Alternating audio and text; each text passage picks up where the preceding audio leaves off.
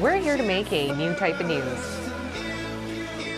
New insights, new styles, and new topics every day. We are News Generation.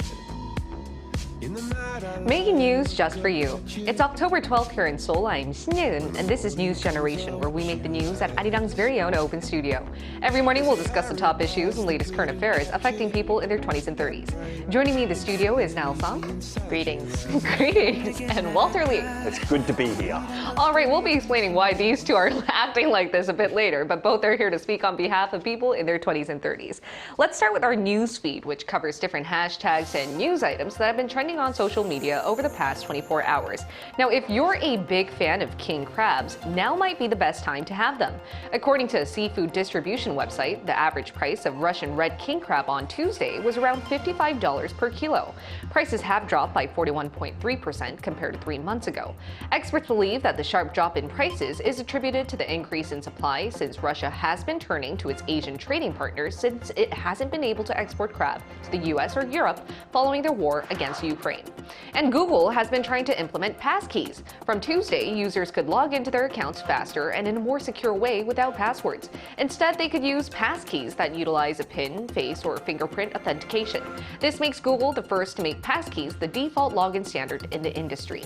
And do you carry around coins? Well, it seems like not a lot of people do these days. The Bank of Korea found that the use of coins this year has plummeted to half the amount used last year. People used credit cards or mobile apps to pay instead. And if we get a bit more technical, the Bank of Korea has found that the amount of coins circulating in the market till the end of July reached $11.6 million. That was double the amount compared to a year ago. An increase in circulation implies that people are holding onto their coins in their drawers or other places rather than spending them. This in turn slows down the reissuance rate. Last year, we've already seen reissuance rates come down by a little over 11%. And the government is now thinking of what to do about all of these leftover coins. And a few years back, they held a nationwide campaign where they recollected coins and in return gave people bank points. Now here at the studio, what do you guys think? Do you guys carry around coins? And now that we're in such a situation, what do you think would be the smartest way to handle this situation with coins?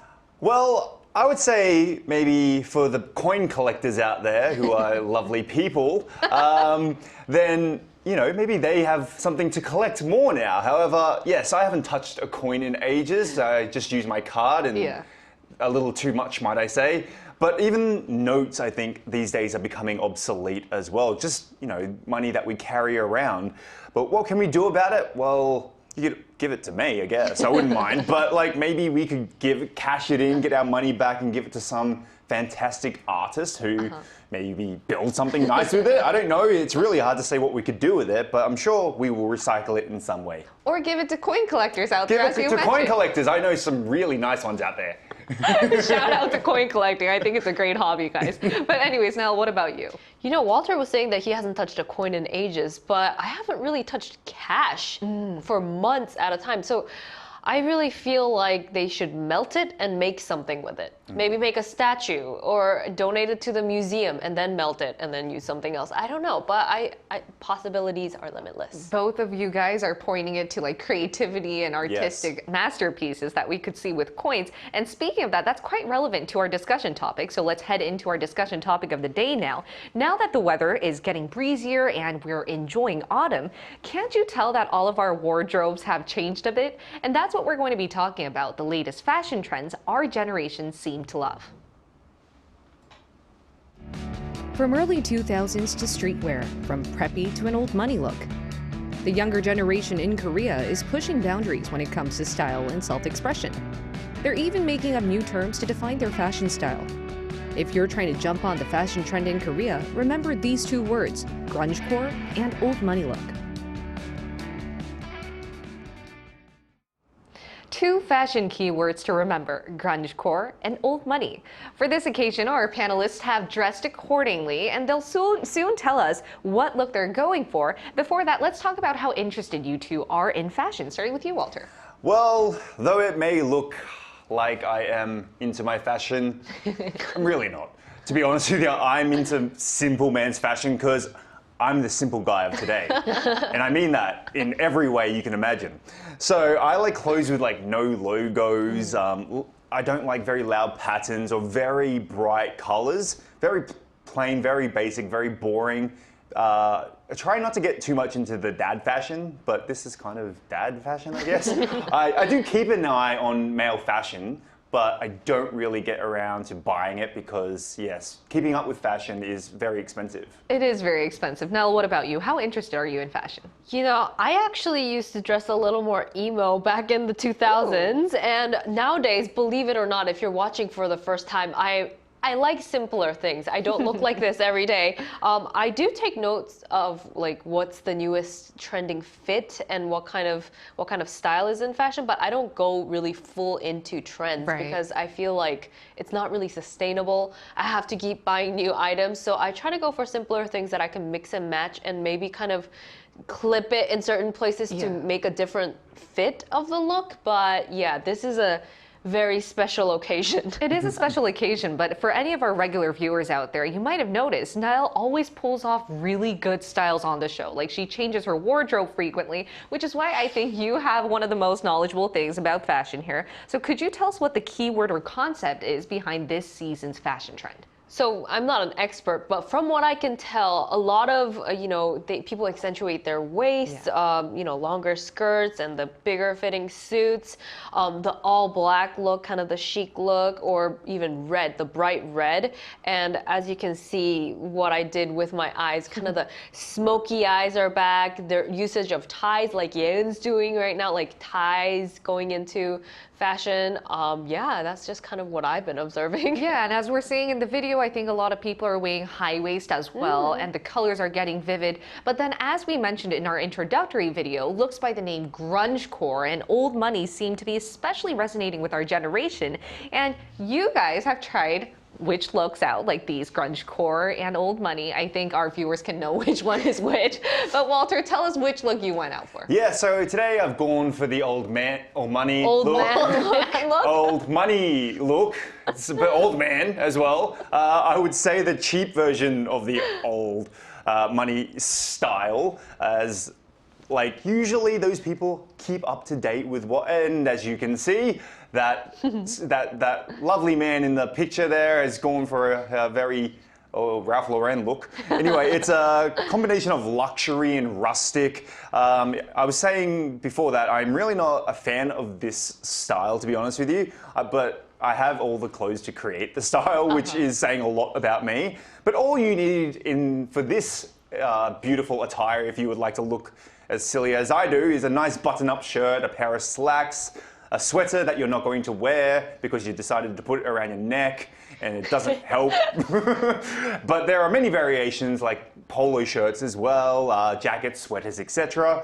Yeah, it's for me, the old money style is to look rich when you're not rich. I think that's a good comment there. The old money look is resonating with our generation because they want to look like they come from old money, like generations and generations of like a pretty well-off household, which is why they put on that cardigan, but only around the shoulders. Like, I can buy a cardigan, but I don't need to wear it. Yeah, I think that's the swag right there.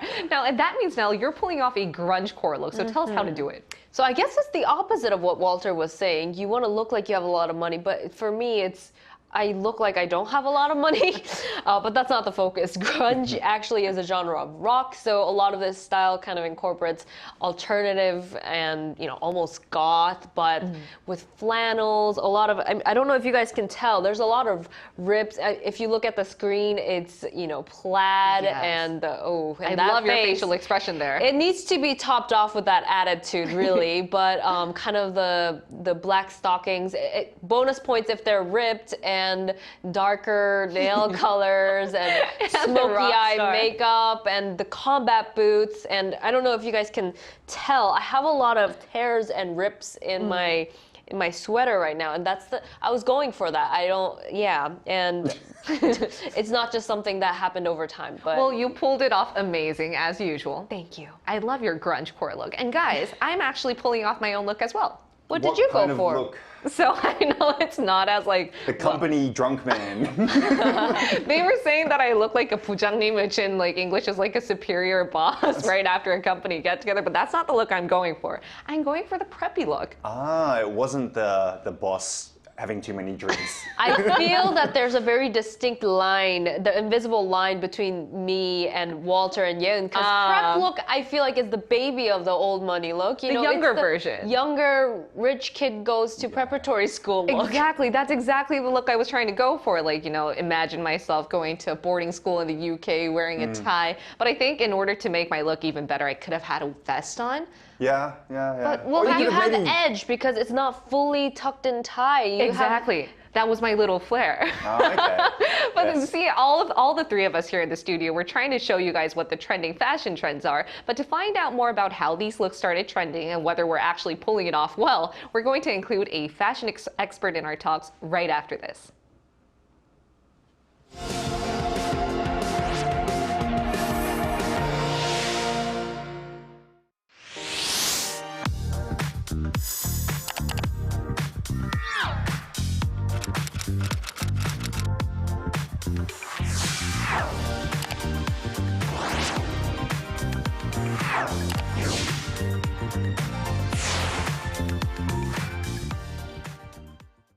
We're now going to talk to a fashion stylist. It's James Dykes working here in Seoul. Welcome, James.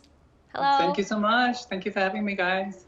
All right, James, Nell and Walter here explain the latest fashion trends among millennials and Gen Z here in Korea, the Grungecore and Oldmoneylook. So what do you think caused these two specific styles to go viral? So the grunge look or trends in general tend to have like a 20-year life cycle. So it kind of needs to be dormant before it can be cool again. So the grunge trend was really perfectly timed to be popular again.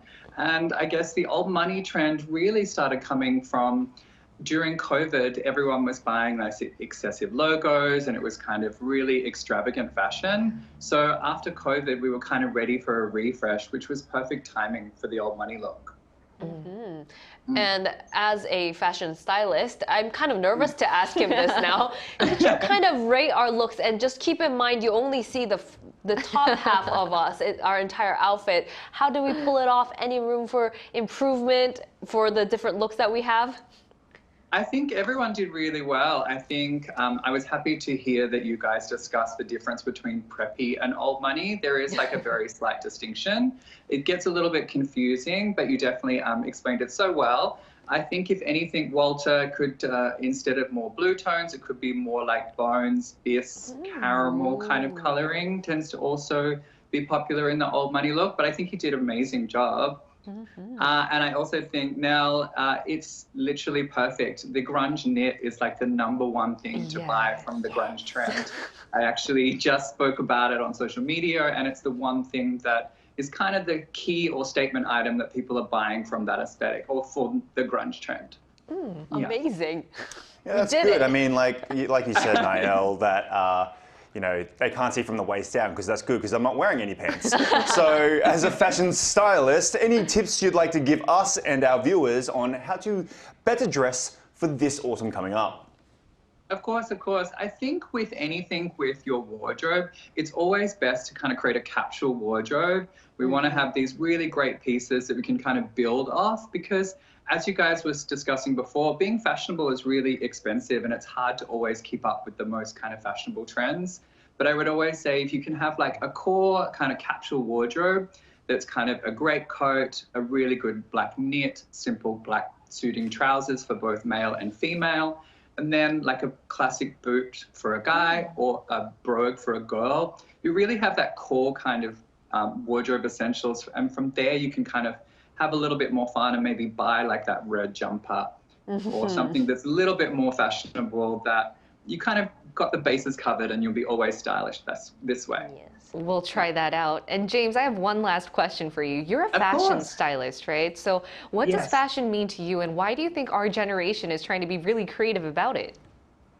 Fashion means to me a way of experimenting and having kind of your own personal identity and how people perceive you. It's kind of a fun way to put that out into the world. And I think that now at the moment, it's kind of with TikTok and social media, everything is kind of accelerated. So fashion is in like this warp speed. So I think everyone is intrigued by the pace and like how much fun they can have with it, I think is the biggest thing.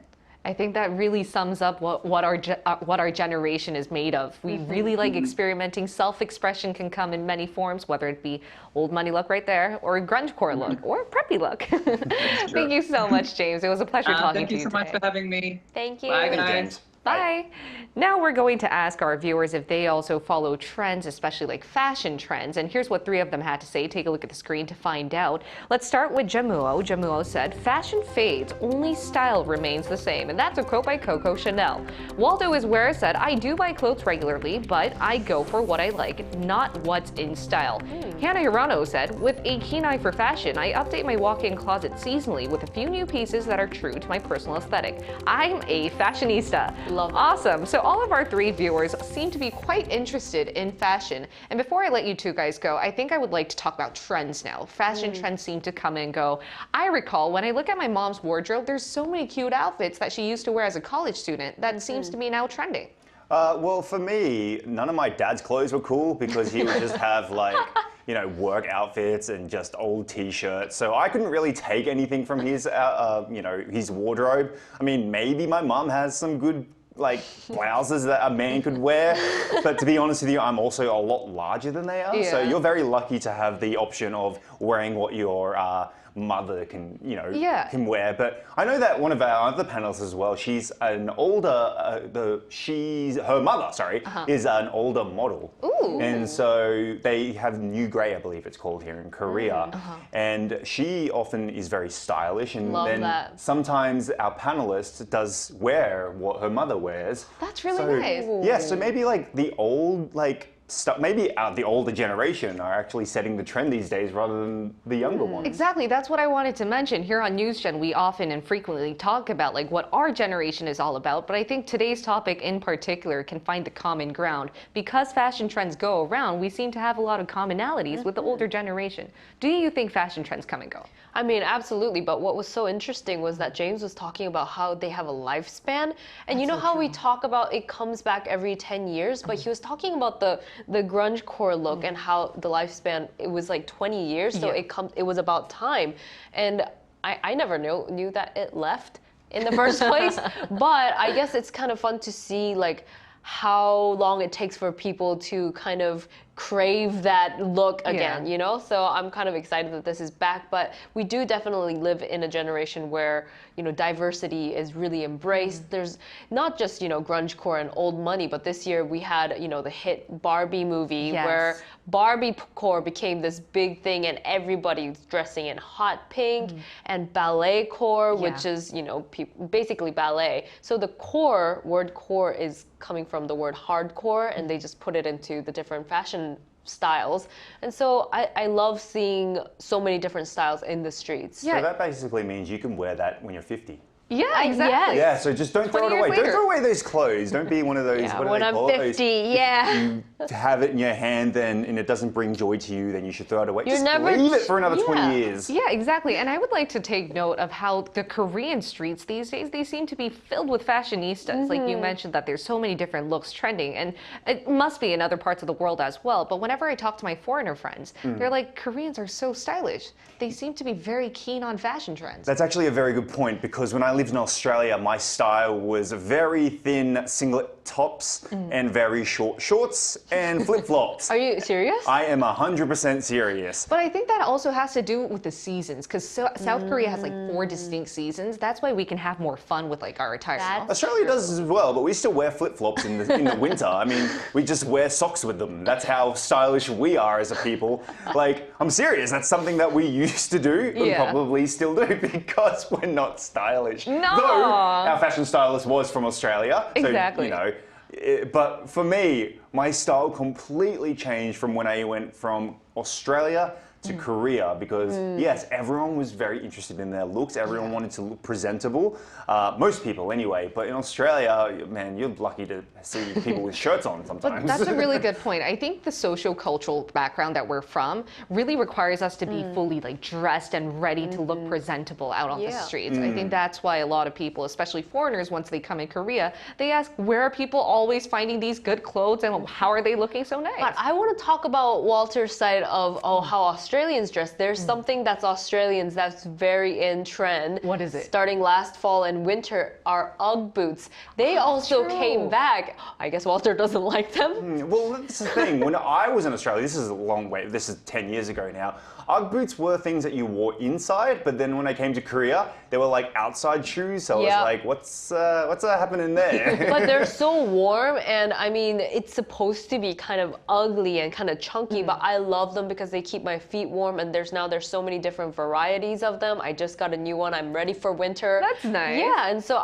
it's kind of something that came back almost in 10 years as Right. well, because they were really popular when I was in high school, and then now here we are again. Yeah, and we're mentioning how season can play a big factor in like different fashion trends. But one other factor I'd like to pinpoint is economic situation. As James mentioned, I think when we're in economic recession, people try to go for big logos. They go for that extravagant designs out there. But once inflation tames down and we're seeing living costs come down a little bit more, people are trying to be more neutral about it. They don't like the big logos, and it's actually proven. Do you guys find it fascinating that economy plays a big part? Absolutely, and I mean, you can see that throughout history as well. When you kind of see 100 years of fashion from 1900s all the way to 2000s, you know, we had many wars and tragic wars, and from the really extravagant fashion to really simplified for women, especially just kind of cut simple skirts along the time we had the world Right. wars. And I think, you know, that's kind of what inspired a lot of the modern look these days as well. Definitely. And yes, the kind of the long skirts with the tight waist, that's also coming back this year. And that's inspired from back in the day when there was the economic recession. Exactly. It's quite interesting to find out different factors do impact our fashion, though we don't really think about it in too depth because it's so daily. But before I end off, why don't we share a few tips of our own on how to better dress for this autumn, starting with you now. You know, I think what I was mentioning earlier about sustainability, and we talk about this, about the environment, is in applying what James said. You need the really good quality basic wardrobe, just a white shirt, black shirt, and maybe beige pants, black pants, and then you kind of start incorporating other kind of point items on top of that. And I feel like it's a little more manageable than spending just continuous amounts of money over and over. Not only is it good for like your money, but also for the environment. We mentioned Yeah. that as well. We're buying way too much if we're trying to keep on trend, but having that like set wardrobe might be a way. What about you, Walter? Well, again, I'm a simple man and only buy the, very basic clothes. Like I have like 5 white shirts. Who needs 5 white shirts? Turns Exactly. out me.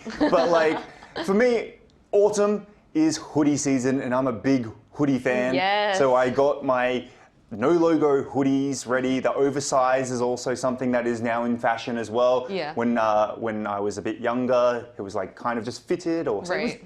remember like skinny jeans? I have too many pairs of skinny jeans that I never can wear anymore. That sucks. But I'm hoping that, parachute pants come back soon. So, Oh. yeah. Wow. Walter, that brings me to my own personal tip. I think it's best not to throw out your clothes because A, it's bad for the environment, but B, trends come and go. So that would not only save your money, but also the environment. And here's all of our fashion tips for this autumn. Hope that it sticks to your heart today. And we'll be here every day from 9:30 to 10 a.m. Korea time, bringing you more topics young people are talking about. Special thanks to Niall Song No problem. and Walter Lee. See you next time. All right, and thank you everyone for watching. We'll see you tomorrow. We are News Generation.